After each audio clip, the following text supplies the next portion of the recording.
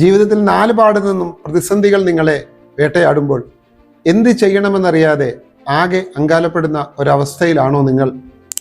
ഒരു രക്ഷയുമില്ലല്ലോ, മരണമല്ലാതെ വേറൊരു രക്ഷയുമില്ല എന്ന് വിഷമിച്ചിരിക്കുന്ന ഒരു സാഹചര്യത്തിലാണ് നിങ്ങളുള്ളതെങ്കിൽ ഈ കഥ ഒരുപക്ഷെ നിങ്ങൾക്ക് സഹായമായേക്കാം.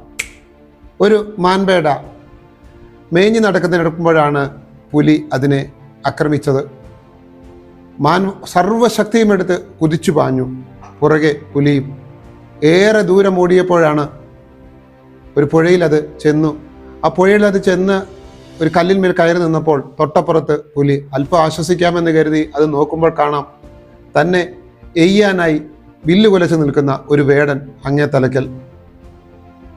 പുറകോട്ട് നോക്കിയാൽ പുലി, മുമ്പിൽ തങ്ങളെ എയ്തു വീഴ്ത്താൻ ഒരു വേടനും. എന്ത് ചെയ്യുമെന്നറിയാതെ മാൻപേട ആകെ വിഷമിച്ചു. തൊട്ടടുത്ത് പുഴയിലാവട്ടെ നിറയെ മുതലകളും. എന്തും വരട്ടെ എന്ന് കരുതി ആ മാൻപേട ഒരിത്തിരി വെള്ളം കുടിക്കാൻ കുനിഞ്ഞതും വേടൻ അമ്പ് തൊടുത്തതും ഒന്നിച്ചായിരുന്നു. ഈ അമ്പ് ചെന്ന് തറച്ചത് മാനിനെ പിടിക്കാൻ കാത്തിരുന്ന പുലിയുടെ ദേഹത്തും. പുലിക്ക് ദേഷ്യം പിടിച്ചു.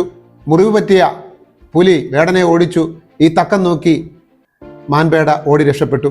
പ്രിയപ്പെട്ടവരെ, ജീവിതത്തിൽ എന്നെ രക്ഷിക്കാൻ ആരുമില്ല. 4 പാടിൽ നിന്നും പ്രതിസന്ധികളും ബുദ്ധിമുട്ടുകളും മാത്രമാണ് എന്നെ കീഴടക്കാനുള്ളത് എന്ന് നിങ്ങൾ ചിന്തിക്കുമ്പോൾ ഓർമ്മിക്കുക, ദൈവത്തിൻ്റെ അദൃശ്യകരം ഏതെങ്കിലും രൂപത്തിൽ നിങ്ങളെ സഹായിക്കാനെത്തും.